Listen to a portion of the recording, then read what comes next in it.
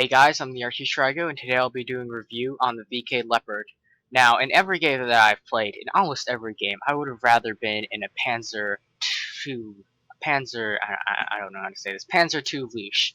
Because the Leash is smaller, they've both got the same amount of speed, but this thing has worse camo value.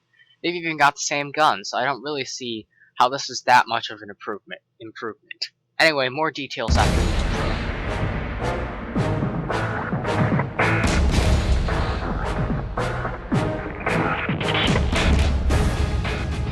Alright, welcome back. I hope you enjoyed the intro.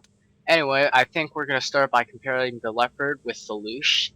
Now, it's got about 100 more hit points, and it weighs twice as much. But, you know, the speed limit is the same. Traverse speed is a bit better, I guess. Whole armor is better, but that's in comparison to the Leash, and the Leash has no armor. This practically still has no armor. You can bounce a few low-tier shots, a few surprise shots, but the best thing that this armor does is that when in conjunction with this weight of 22 tons, not pounds, silly me, it makes it very viable to ram other tanks. For example, if you were, say, going up against something like the T-71, which is a great tank, very fast, very maneuverable, and other tanks that are similarly lacking in armor, like the ELC AMAX, you can ram them and do huge amounts of damage. I remember many times just being in my Leopard, seeing an ELC, the ELC will shoot me, do like about 200 damage. I'll put a few rounds of my clip in, and then I'll just ram him and do 400 damage easily due to this thing's excessive weight. 22 tons. T-71 weighs 17 tons. So if you can see the enemy's light tanks and you can intercept, feel free to ram them. Now the gun, it's the same gun as on the Leash. Damage of a clip is, say, 300, and it takes 20 seconds to reload the clip. So you're going to be doing a lot of hiding. But this is by no means a frontline tank. You don't have the armor. You don't. Even if you angle, it's still not going to be enough. So best way to play this, if you're not playing it as pure scout with binos and camonet, is as a sort of support tank. And live through the game, help your allies out, get some free damage, and then at the end of the game, ram and kill the arty. So I would recommend playing this with a camonet and binos because it's got 380 meters view range, so if you can find a good bush and you can sit in it, that's big enough for this thing. This thing is way larger than the Leash, so Leash is much easier to hide, but if you can find a bush, then this thing's view range will triumph over the Leash's 330 view range every day of the week. So I'm pretty sure I know what I'm talking about. I have marks of excellence on my Leopard, and I guess I'm bragging now, huh? So the way to play this tank is pretty much like the T-71, like we talked about earlier. I got a mark of excellence on this thing too, just saying. I'm just bragging more, aren't I? Anyway, way to play this is like T-71. In the beginning, get to a bush, spot. If you get spotted, run out of there. You see other light tanks and they go into your territory. You shouldn't chase enemy light tanks into their territory because you will be decimated by the other team. So if the enemy's light tanks perform a suicide rush, then it is quite viable to just intercept them and ram them to death. And in mid game, you want to perform as like a second line sniper, sort of support tank, flanking. You know, sort of like a lighter medium with 95. The average 95 penetration that you get on this, if you get around on the side, you should be able to penetrate anything you'll see. And at the end game, you use your speed to get to the targets first, distract them, or spot them, and if they're arty, you ram them. If they're enemy light tanks, you ram them. Sometimes you can even ram heavier tanks if you have most of your health left. Anyway, I guess we should go to the replays. Alright, here we are on the first replay. I think I'm gonna skip ahead and to when it starts. And we're good. Okay, so here we are on Fisherman's Bay, which is a great map for light, well, not really for light tanks, for medium tanks, because of the center area where you can spot into the enemy base and help support the city if you get flanking shots if they come out too much, and also support the valley. Now I'm driving a bit like a donkey here, and yeah. And by knocking over all these trees, so that may have been noticed by the RD and it might have been like one shot. I don't know. Anyway, I spotted that T-34 too, and that Panther M10, and then I ran for it because, you know, you can't stay around. Especially in a tier 8 game. This is, as of patch 9.0, I think, this is as far as this light tank will go up. It used to be tier 9, now it's tier 8. So this is the absolute worst conditions that you can play in. Anyway, here I'm looking for some shots on the enemy, but I didn't see any, so now I'm gonna try to head into town. Now I've got 3 KV tanks in the town, KV4, KV5, and a KV2. And that means the town is going to be pretty hard to take for the enemy, especially if these KV tanks know what they're doing. I'll try to sit in this bush now and activate my camo net and get some spots on the enemy base, but it's just not happening. Not close enough. Even though the blue circle encompasses the enemy base, I don't think I'm gonna get any spots here. Alright, so now I drive a bit more like a donkey, but you know, it's all fine. And I see this ELC AMX going for a suicide rush here. Oh, and there's your 400 damage, 371 damage ramming. I only took off about 100 of my health, so that's a 3-for-1 trade. That's what the Leopard is good at, ramming lightly armored tanks that weigh less. Anyway, I see here that the KV4 is going around and shoot this 110 in the side. So I decided to try to help out a bit. I do only about 64 damage, but I got him pretty interested in me, so now the ally tanks can rush in and flank.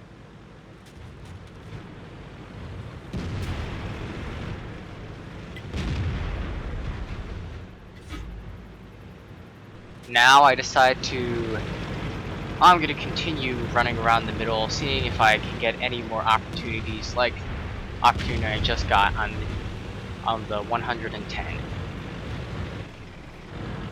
So here I'm looking for another shot, but he's looking at me. There's no way I'm going to penetrate that armor front. So now I see this VK30.2M, and if I had aimed my shots better, I probably could have penetrated most of those, but you know, I didn't really have time because I really needed to get out of that 110's line of fire. Well, he's dead now, so he doesn't have a line of fire, but when he was alive, that was a problem. So now I'm gonna come in and try to support with this KV5. I'm not gonna penetrate, even the back, the ass or the back of the KV5, whatever you call it, is 140 millimeters. My penetration is 95 millimeters. I'm not gonna penetrate that thing. So I put some shots into his back. None of them penetrate because the KV5 ass armor, such good. I try to come around to the front. Maybe I'll try to track him a bit. Yep, I'm going for the R2D2 port. I can't even hit that. So I go for a reload.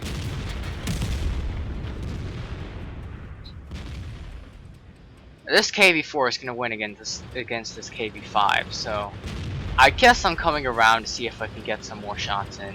None of them are gonna penetrate though. Even if I use my premium ammunition, I'm pretty sure they would not be able to penetrate.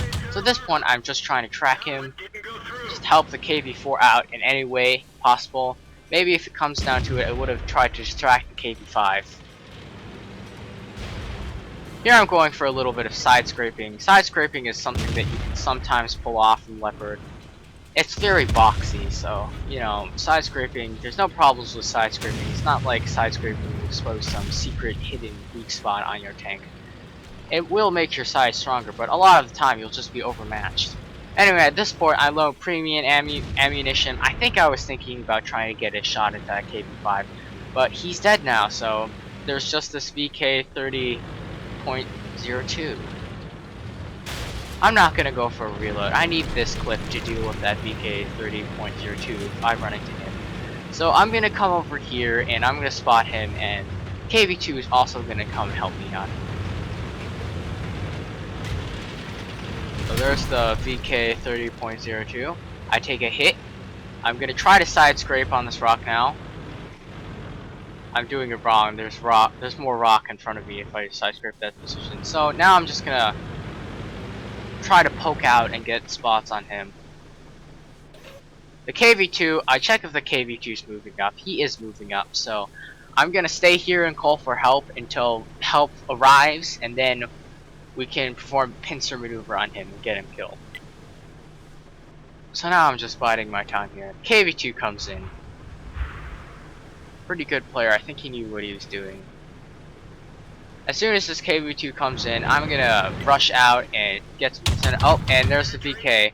I set him on fire, but he had a fire extinguisher, which is unfortunate. And now I load my regular AP because that's all I'm gonna need to deal with this VK 30.02M. KV2 is going in to frontally engage the VK. The VK is going to be struck by the KV, and now I've got some shots on him. I gotta keep going. If he hits, I cannot let him hit me again. He had shots on my side, I had shots on his side. I had one more round, but it wasn't worth trying to put it in. I could have put it in, but I kind of donked my shot there. So now at this point, our base is being captured. That's a bad thing, because, you know, if you capture the base, you win. I'm pretty sure everyone here knows that. But the IS and the KV4 are heading back to reset the cap, and they are successfully doing it. I see this E25. E25 says no armor, and they also weigh very, very little. So I think I was going to try to get a ram on this guy, but the KV4, that strong Russian accuracy, manages to land a hit, and he's dead. So at this point, I think this replay is really jerky right now because I had some lag issues. I'm looking for a shot on the low, but yeah, you know, the low is dead now, so not a problem. KV2's got 8 health. He's trying to charge in, probably trying to take out the artillery, but he's going to die now. The AT7 and the IS-2 are camping in the A1 corner. Yep, right over there in that direction. This direction over here. They're camping there, so KV2 was probably spotted by that M12 and is now going to be very dead. I come in, I think I'm thinking about getting some shots into the M12 and then making a run for it. But you know, at that point I spot the AT7. Well, no, I don't. Oh, you know, now I do. He's looking at me. I gotta run away. I've spotted the Hummel and the IS-2. The IS-2 is killed by our arty, so I got some spotting damage for that, I think. And this AT7 seems to really want a piece of my action, so I'm gonna run for it now. I'm gonna maybe poke out a little bit. I'm spotting him right now. I'm calling in for fire on him. There's no way I can take care of him myself. 95mm penetration. What is the AT7 up front? I think over 200mm of armor. There's no way I'm gonna be able to take care of that myself. The IS is coming in to support. Really lucky that I had a team that really knew mostly what it was doing. 54% chance to win. We had pretty good odds from the beginning, and they gave me a lot of opportunities to try to support. I'm looking for some shots on the AT7 now. I had the cupola, but then he kind of backed off and it just went into the ground. The S51 nails the AT7, and then the enemy arty nails the IS. So at this point, it's only arty left. So I'm gonna rush in and try to get those spots. This is where most of the damage of the Leopard comes in. End game, where you can ram enemy artillery, you can use all 300 damage of that clip into the back of that artillery or the front of artillery. They're so weakly armored, it doesn't really matter where you shoot, so it's all good. I don't think I ram any artillery in this replay. There's an M12 here, I'm looking at him, and yep, the IS has killed him, but I get the spotting damage for that. The Hummel misses me. I barely aim, and I shoot the Hummel. He's on 27 health, and the KV4 kills him. But I got the spotting damage for that, so I'm pretty happy. And that was 1,000 or so damage done in the Leopard. I guess now we'll go look at the after game results, and in the first game I managed to make 1,039 experience and 22,000 credits by doing 1,129 damage to the enemy, mostly to artillery and that unfortunate ELC at the beginning, and 744 spotting damage, which is not as much as I expected it would be, but it's still quite a lot. And that managed to put us on top and gave me the mastery.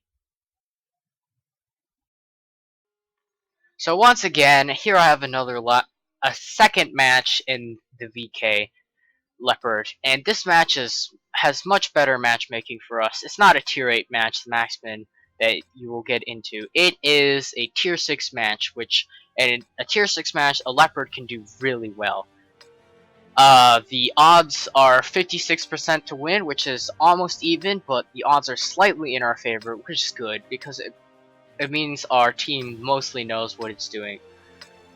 A shout out to the Tog platoon. They did really well, and they gave a lot of opportunities for support in this game.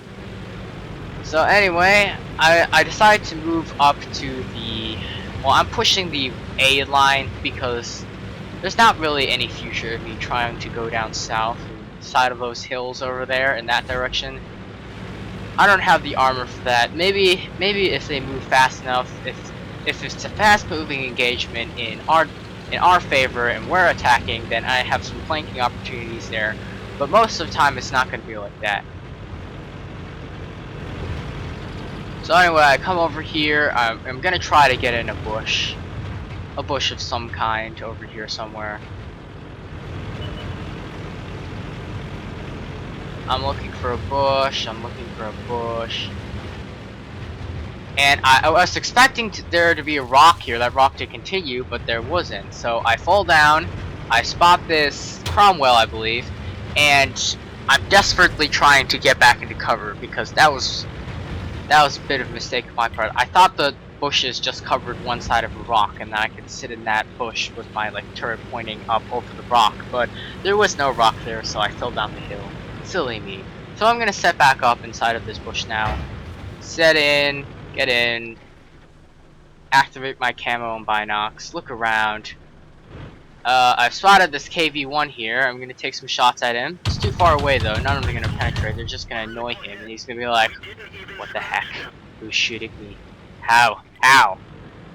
So, we're leading by 1 kill. KV-5, no, it's KV-1. This KV-1 here, I'm pretty sure he was actually a pretty good player. He has a mark of excellence on his KV-1, but he's gonna get in an accident and unfortunately die here. So there's the Cromwell. I'm totally tunnel visioning on this KV-1 here. And I don't notice this Cromwell trying to ram me. But you know, the Cromwell rammed me and he did about 100 damage to me and I did about 100 damage to him. He was going faster than me. I was stationary. He had the speed bonus. So that's just a tribute to exactly what the weight of the Leopard can do for you and how it benefits you, and how you're kind of immune to being rammed to death by enemy mediums, and how you can ram other things to death. So anyway, at this point, I'm just coming in and looking to support this T1 Heavy, who looks like he needs support. I'm going to shoot this KV-1 now, and I get a few odd shots in, but I don't have the accuracy for that kind of sniping. I'm going to reload now. I'm going for a reload. This T1 Heavy is going to get utterly decimated unless he backs up, and of course he's not going to back up. So I guess I'm just trying to help him out now. I'm coming around. Oh, this Hellcat has come around. I can put some shots into his side now. I set him on fire. And the funny thing is, the way that VK works is that since you have 4 rounds, it's not even 4 rounds. It's actually 8 rounds. 2 rounds per little ammunition indicator thing. That if you shoot the engine of a tank, then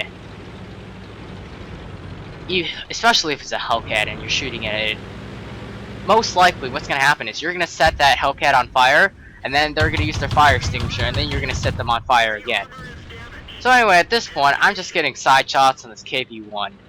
This KV-1 isn't even really wasn't paying that much attention to me. But now he's totally focused on me. I can't go in front of this KV-1. The KV-1 will one-shot me. So I'm just trying to poke, keep him spotted now. The SU's coming round. I put some shots into him. KV-1S for 1 second there wasn't focused on me, so he didn't get a shot into me. Or maybe he did and he missed, but excuse me. That worked good for me. He's not looking at me again. I've got shots on him again. I put a little more damage into him, and in this short period of time, thanks to that fire on that Hellcat and the free damage that this KV-1S is giving us, I've managed to rack up more than 13,000 damage, which is more than what we had last game. The last game we played more as a pure scout. In this game we're also playing as sort of medium tank almost.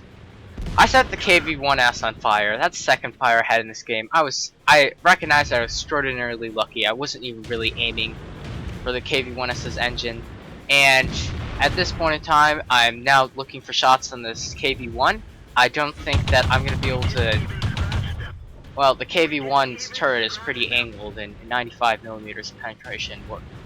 That little damage, even though it's only a little, what more can you ask for? So now I'm looking for shots on the viewport, I believe. Now, maybe the turret ring. And I put some more shots in. Only a few of them penetrate, but that's good enough for me. I'm requesting fire on him now, because I can't kill this guy alone. I need some help. So I'm going to come in now. The KV-1's like, oh, look, a Leopard, better try to shoot it, but he failed. So now I'm going to try to side scrape. I am failing to side scrape, unfortunately. I've got some shots on him now, maybe? Yes, I've got some shots, but, you know, the accuracy was gone. 0.5 accuracy. I didn't mention that in the garage review. 0.5 accuracy. It's pretty bad. I go for another reload, and I was going to come in and help kill this KV-1, but, you know, he's dead. So at this point in time, this Hellcat, and I've realized that our base is about to be invaded. This VK, the last line of defense that we had there, the VK 30.02M died. So at this point in time, the Leopard, no, me, silly me, Hellcat and I, sorry, I just a bit of a brain fart there. Hellcat and I decide to head back to the base to try to defend. Meanwhile, the TOG platoon, is trying to get shots, is trying to invade the base. Well, they're kind of slow. They're never going to make it back to our base, so they're probably going to just try to put pressure on the enemy by capping. They've encountered a Doom Toaster, but that TOG is putting short work of him, and even though the Doom Toaster has like that amazing gun, TOG has enough health to weather the storm. Anyway, now I come over here, I spot this KV-1, and I try to play it safe, put some shots into his lower glacis or his viewports. Come back, KV-1 is charging for me, so I'm going to flank him now. I'm going to head around the other side of this hill and try to flank him. Now this is where I make the mistake. Instead of backing off when I noticed that he was looking at me, I should have just kept going. No, instead of continuing to rush him when he noticed that I was here and he started pointing his turret at me, I should have just backed off, but... Target acquired. Well, just look at the situation. He's looking at me now. I'm not circling him close enough for him to not shoot me. I'm not gonna be able to run away. And even though I set him on fire, he was using a fire extinguisher. So now he's gonna put the final shot into me. And I could have lived through this, but I failed. So yeah, do not attempt to circle an enemy tank if you want to live, or if you're too far away. So anyway, at this point, well, it's all fine because they finished him off, and I did grand total of over 2,000k damage. 2,000k. Wow, that would be a lot of damage. 2k damage in my Leopard here, which is more than twice what we did in the last game. And it just shows you what a Leopard can do in Tier 6. So anyway, I guess now we'll go take a look at the second game's post-game stat. In the second game, I earned 1,232 experience. I I was able to actually earn 1,478 experience, but that was thanks to the Animal House weekend event that was going on, and since I was driving a Leopard, I got a little bit of a crew bonus, which is nice. I also was able to snag a Confederate medal, which is probably due to the insane amount of supporting damage that we were able to do. We outstripped the person who did the next greatest amount of damage by, well, we did twice as much as that Tog platoon, the best player in that Tog platoon, which is quite nice. 2 kills, which is not something that happens every day. Kills are quite hard to come by when you're driving the VK 16.02 Leopard. And despite firing some premium in that, we were still able to make 19,000 credits, which is quite nice. And game was just a testament of what you can do in a tier 6 game, and thanks to the matchmaking changes 9.1 or 9.0, I can't remember exactly which, it is quite easy. It's much more common to get into tier 6 games now, which means that the BK Leopard is easier to drive than ever.